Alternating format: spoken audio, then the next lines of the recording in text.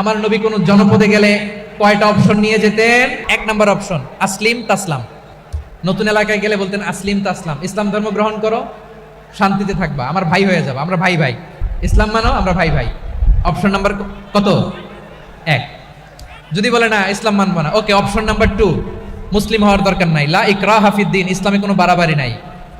খ্রিস্টান আছো থাকো, বৌদ্ধ আছো থাকো, ইহুদি থাকতে চাও থাকো, কিন্তু আমরা যেহেতু রিজিওনাল সুপার পাওয়ার, আমাদের আন্ডারে থাকো, ট্যাক্স দিয়া থাকো, এটা বলে জিজিয়া। আলেম যারা আছেন বুঝবেন এটা আরবিতে কি বলে, জিজিয়া। You pay us the tax, we will give you the security. তোমরা ট্যাক্স দিবা, আমরা সিকিউরিটি দিব, আমাদের আওতায় থাকবা, কেউ তোমাদেরকে আক্রমণ করতে পারবে না, আমরা নিরাপত্তা দিব। সুবহানাল্লাহ বলেন। এটা অপশন নাম্বার কত? আচ্ছা বুঝে থাকলে বলেন 1 নাম্বার অপশন কি ছিল? ইসলাম। ইসলাম মানো, শান্তিতে থাকবা, ভাই ভাই, আমরা ভাই ভাই। অপশন নাম্বার 2, ট্যাক্স দাও, আমরা নিরাপত্তা দিব, মুসলিম হওয়া লাগবে না।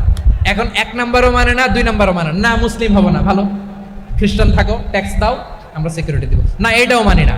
বিষ্ণু বলেন তাহলে তলোয়ার আমাদের আর তোমাদের মাঝে ফয়সালা করবে।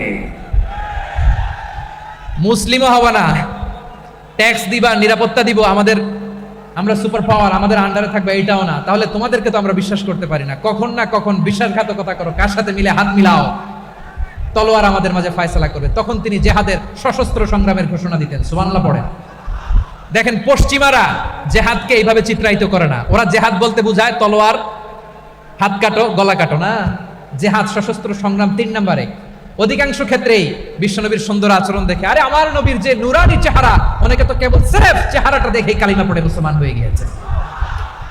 যারা মুসলিম হয় নাই তারা তাদের ইসলামেই বলবৎ ছিল, ট্যাক্স দিয়ে ইসলামের আন্ডারে ছিল। যারা এটাও মানে নাই ওইটাও মানে নাই, তাদের বিরুদ্ধে জেহাদ। বিষ্ণু ইসলাম 7ম হিজরিতে যখন খায়বার বিজয়ের পরে ইসলাম রিজিওনাল সুপার পাওয়ার হিসেবে আত্মপ্রকাশ করলো, বিশ্বনবী চিঠি লিখলেন অন্যান্য সুপার পাওয়ারের কাছে, রাষ্ট্রীয় চিঠি লেখে এক রাষ্ট্রপ্রধান আরেক রাষ্ট্রপ্রধানের কাছে, ঠিক কিনা বলেন? জানেন না আপনারা? এই যে 24-এর ছাত্র নাগরিক অভ্যুত্থানে, এই অভ্যুত্থান যখন শুরু হয়, আমি তখন সাউথ আফ্রিকাতে, একটা স্ট্যাটাস দিয়েছিলাম, কোটা নয় গোটা দেশ সংস্কার করা লাগবে। শুধু বাংলাদেশ নয়, সারা বিশ্বের বাংলা ভাষাভাষী লোকেরা এই আন্দোলনের সাথে সমর্থন তারা করেছে, এটা তারা সমর্থন দিয়েছে। আমাদের ইউনাইটেড আরব আমিরাতের বাংলাদেশি ভাইয়েরা তারা সেখানে রাস্তায় নেমে এসেছিল, জানেন? ওইখানে ডেমনস্ট্রেশন করা যায় না, সেখানকার সরকার তাদেরকে যাবজ্জীবন দিয়েছিল। তখন আমাদের এই যে প্রধান উপদেষ্টা ডক্টর মোহাম্মদ ইউনূস সরাসরি G2G বলে, এটা G2